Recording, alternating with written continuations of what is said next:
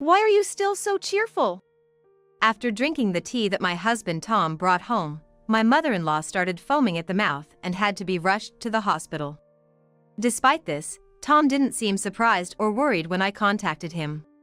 Instead, he seemed oddly relieved that it wasn't me who collapsed. It was almost as if he was expecting something else. And then, I came face to face with a shocking truth. What was our marriage all about? In disbelief, my mind was in chaos. Tears naturally started to flow, but I clenched my fists and decided to seek revenge. I'm Maria. 58 years old. Since when did everything start to go wrong? I realized I was constantly thinking about this, exhausted both mentally and physically. In the early days of our marriage, Tom was so kind. But gradually, he stopped caring for me or giving me presents. Even when I prepared gifts for his birthday or made special dinners for our anniversary, he often stood me up. After more than 20 years of marriage, I guess we had become like air to each other, in both good and bad ways. Maybe it's pointless to expect anything from Tom anymore. I tried to convince myself, but deep down, I felt neglected and frustrated. After our daughter got married and moved out 5 years ago, Tom even stopped wishing me a happy birthday. No matter how old I got, I felt a certain loneliness in our relationship. Before I knew it, Tom, who used to work for a company as a salesman, was nearing retirement at 59. He used to travel a lot for work, but now, he had no prospects of further advancement, and we were going to spend more time together. Hey, Tom. Do you want to go to a nearby cafe this weekend? I've finally got a break from work and I want to change things up. I hadn't seen much of him recently due to my job at a food company with lots of overtime, but it seemed like we could finally spend some time together. However, Tom just frowned and didn't even look up from his newspaper. Why do we have to do that? Can't I just have some freedom on my day off? No, I mean, we haven't talked much lately, right? I thought maybe if we went somewhere different. You know, start talking more naturally. I was trying to express my loneliness, albeit awkwardly. What are you talking about? Tom slammed his newspaper on the table, clearly in a bad mood. We're not newlyweds anymore. But, my colleague Henry's wife, Rachel, doesn't go out with him either. They handle everything they need through text messages. I knew Rachel. She was as old as us. Married around the same time, and was a kind, beautiful woman, more feminine than I ever was. Tom often compared me to her, urging me to be more considerate like she was. Rachel doesn't talk much with her husband either, so I guess it's the same for me. I couldn't shake off my loneliness, but I began to accept Tom's viewpoint. From then on, I tried to think that maybe this was just how marriages were and tried not to dwell on it too much. That was 2 months before my birthday. And time passed, bringing my 58th birthday. I managed to finish work early that day, getting home before 5 p.m. I guess I'll be spending it alone again this year. Tom had been busy with work, often returning after midnight and going straight to bed. So I hadn't brought up wanting to celebrate my birthday together. As I was about to celebrate alone with a cake I bought myself, Tom unexpectedly came home with a department store bag. Maria. Here, this is for you. He handed me a box. Inside was a necklace from a high-end brand, something I had never worn before. Today's your birthday, right? Do you like it? I'm so happy. Thank you. I replied with a big smile, and Tom awkwardly scratched his head. And he also brought home some high-end tea and sweets that he said he had bought at a fair. I've always been grateful to you, Maria, but I couldn't express it properly. This is how I feel. Tom. I had given up on having conversations with him, resigning ourselves to being just like air to each other. But this surprise made me realize Tom's love for me, warming my heart and soul. Before I knew it, tears naturally started flowing from my eyes. I'm so happy. Try it on. After wiping my tears, I put on the necklace and checked my look in the mirror. Tom watched me with a smile. It was a moment when I truly felt grateful to be his wife. Suddenly, Tom took out a suitcase from the closet. Sorry to do this on such a day, but I've gotta go on a business trip for a week. He said he had to get ready and leave immediately. While packing, he kept apologizing. Sorry we can't celebrate properly. And he kept apologizing over and over again. But it's work, so it can't be helped. I was disappointed, but I smiled and saw him off. Hey, don't worry about me and finish up that tea. The salesperson said it's made of special leaves that should be consumed within half a day of opening. Sorry. I opened the package at the store to check the smell. Gotta go now. Leaving those words behind, he rushed out the door. Left alone, I savored Tom's kindness. But at that time, I had no idea that a tragedy was about to unfold. About 30 minutes after Tom left, I took out a teapot to steep the tea leaves when the doorbell rang. I was in the neighborhood for an errand and thought I'd drop by. My 84-year-old mother-in-law, who often visited our house unexpectedly, was at the door. We had a good relationship and I always welcomed her visits.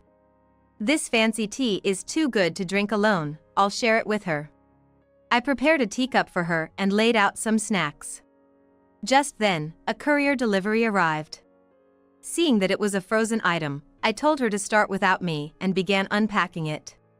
But I struggled to fit it in the crowded freezer. Still, I somehow managed to rearrange the freezer, and then I went to sit at the table to drink some tea myself. Finally, after rearranging, I was about to join her for tea when I saw something unimaginable. Oh! Hang in there, please! She had suddenly started foaming at the mouth and collapsed. She quickly became limp and unresponsive, her face turning pale and her eyes closing.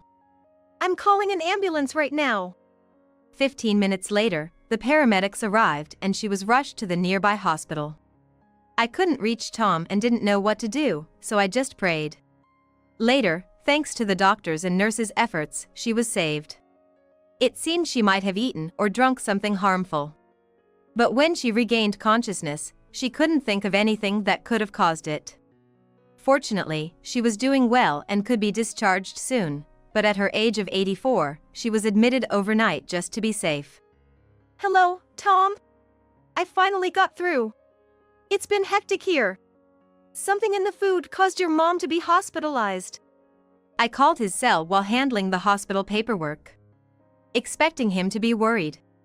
But what he said was totally unexpected. Huh? Why are you okay? What? Confused, I asked him what he meant. What do you mean? Oh, no.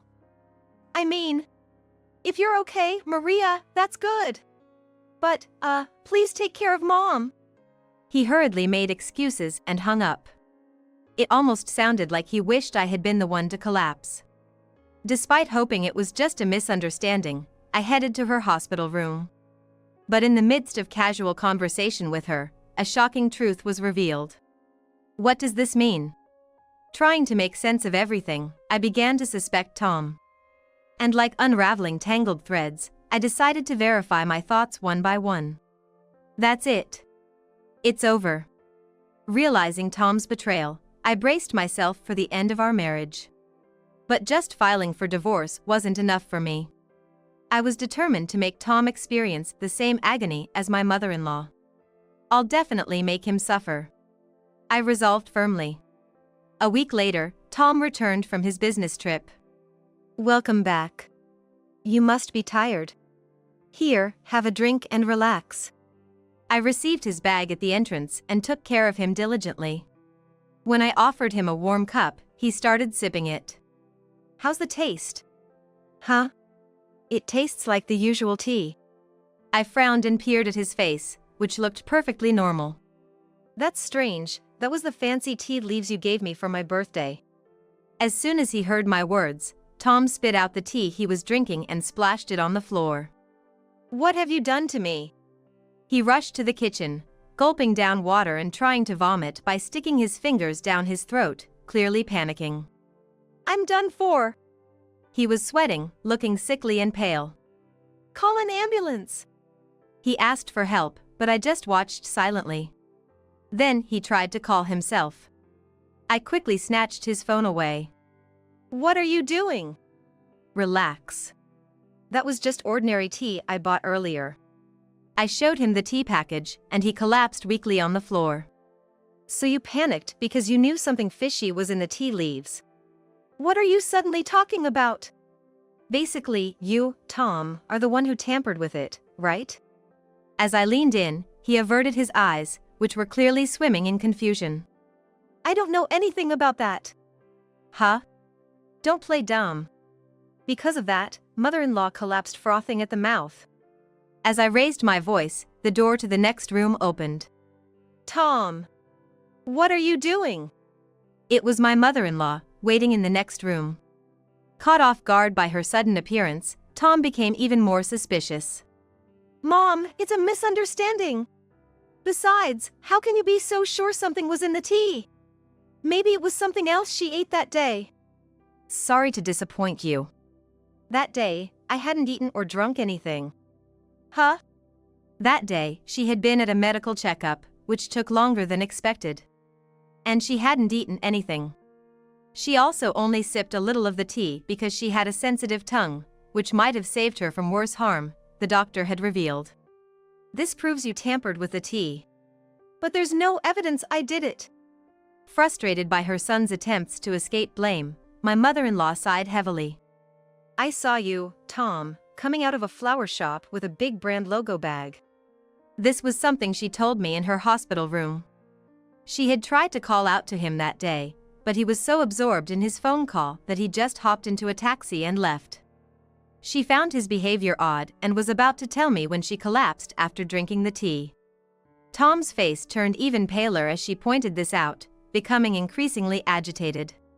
I glared at him. I had a hunch and called your company. They said you were on paid leave, not a business trip. Such a blatant lie. By this time, I had thoroughly investigated everything about Tom. I found several women's brand items in his card usage history that he had never given me. But what caught my eye most was his computer browsing history. I had printed out a list of all that information. Look at this. A whole list of shady drug purchases and visits to dark websites. I confronted him with his internet history and credit card statements. Plus, this store matches the payment destination on your card.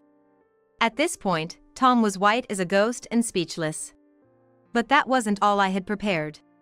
You also seem to have been obsessed with love fortune-telling pages. While searching his room, I had found a printout of a fortune-telling result in the trash can. Crumpled up as if he was displeased with the outcome. But this became the final straw that cornered my husband. Let's see here. It says compatibility fortune-telling for Tom and Rachel. What? This is about Rachel, right? Rachel was the woman Tom had once mentioned when he was trying to convince me by saying, "Even my colleague doesn't go anywhere with her husband." I asked the florist, and they told me that Tom ordered a bouquet with a message card saying "To my beloved Rachel." Actually, I know the owner of the flower shop, and Tom, unaware of this, had shopped there. This led me to realize that Tom and Rachel had some kind of relationship. I thought maybe they took time off together and went on a trip. So, I checked with your company, and she had taken leave for the same period as you. You went through all that? Running off on a romantic trip, pretending it was a business trip. How shameful. Furthermore, I stormed into her house, using the address written on the New Year's card. Her husband, Henry, suspected his wife's infidelity due to subtle changes like her makeup getting heavier and coming home late. So, Henry recently put a GPS tracker on her phone. That's how I found out where you two were. Henry had installed this feature on his wife's phone but had been too afraid to check for infidelity. However, inspired by my determination to confront Tom's betrayal, he finally made up his mind, and we decided to work together. His retired husband caught you two in the act on camera. I scattered numerous photos of their affair on the table. They showed the two hugging and even entering a hotel. Planning to send me to the other world, collect alimony and retirement funds, and start a new life with your mistress, perhaps? Shut up. That's exactly right. Tom reluctantly began to confess their affair, which started 10 years ago. Around the same time he stopped giving me birthday presents. You're really the worst. Be grateful I even put up with an old hag like you. Instead of apologizing, Tom snapped back and arrogantly sprawled on the sofa, crossing his legs. But then, my mother-in-law suddenly slapped him on the back of his head. I'm ashamed to have a son like you, Tom.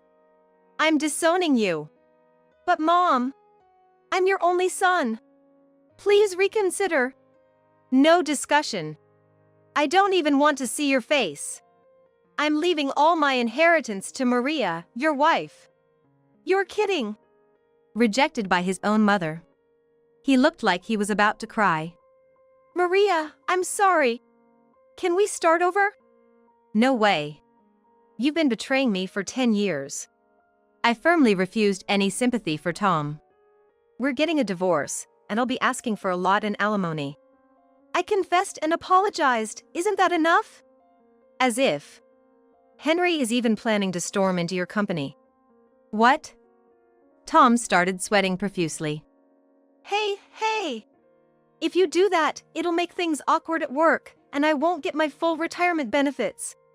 Call him off, now! I shook my head silently, and Tom's face fell into despair. I decided to push him even further. By the way, I did a fortune telling for you on the internet, Tom. It said, biggest crisis of your life. It's surprisingly accurate. Maybe I should try it too. Please, I'm sorry, forgive me. Tom finally apologized repeatedly.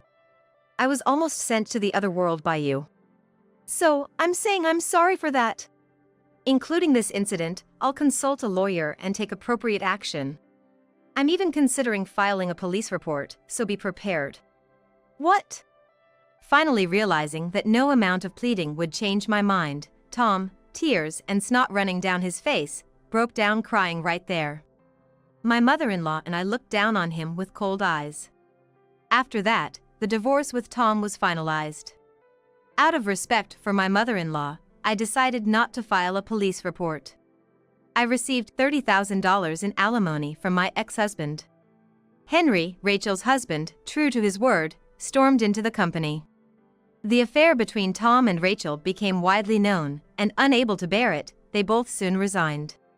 They hadn't secured new jobs yet, and struggling with the alimony demanded by Henry, both were in financial trouble. The incident caused a rift between Tom and Rachel, leading to their breakup, and now they are living lonely lives. As for me, I was offered an extension of employment by the HR department, securing my ability to work even after retirement. The birth of my daughter's child and the family visits on weekends have become my greatest joy.